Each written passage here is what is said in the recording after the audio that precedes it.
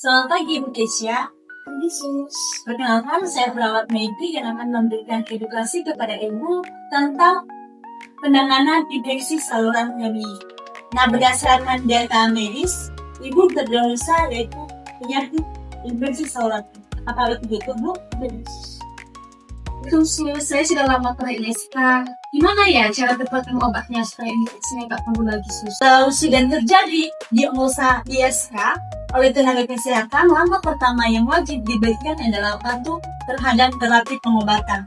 Dokter biasanya akan memberikan obat antibiotik, di mana antibiotiknya itu ciprofloxacin dan ceftriaxone, di mana antibiotik itu akan memberikan kepada ibu untuk melawan bakteri yang menyebabkan terjadinya infeksi.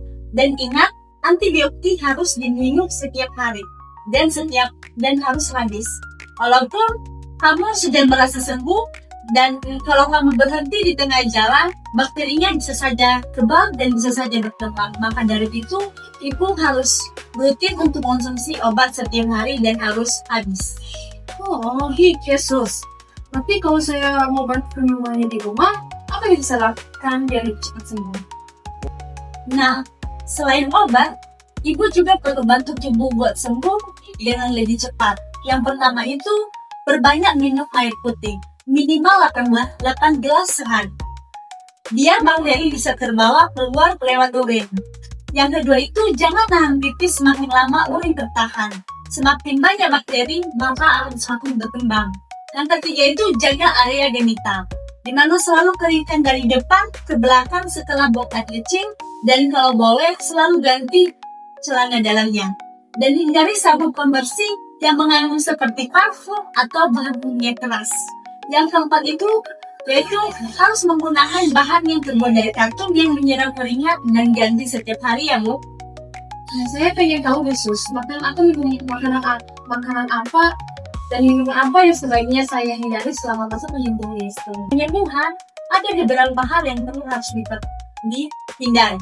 Yang pertama, stop dulu makan pedas, seperti seblak, cabai, dan yang tinggi keasamannya. Dan cobalah ganti makanan dengan lembut, di mana yang bergizi dan gizi serat, seperti sayur rebus, ikan, tahu, tempe, dan sup bening. Selain itu, jangan lupa istirahat. Hindari stres, dan kalau punya riwayat ISK berulang, segera harus konsultasi ke dokter dan dilakukan pemeriksaan lanjutan ya, Bu.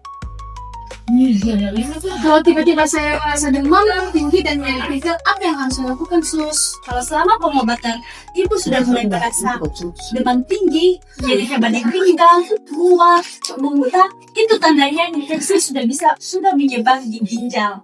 Jangan tunggu membaik sendiri, segera ke fasilitas kesehatan seperti rumah sakit untuk akan dilanjutkan pemeriksaan. Penanganan cepat bisa mencegah komplikasi serius seperti Kalau saya udah sering kambuh, apa langkah terbaik supaya ISK ini nggak datang lagi, Sus? ISK memang umum, tapi bukan berarti bisa diremehkan.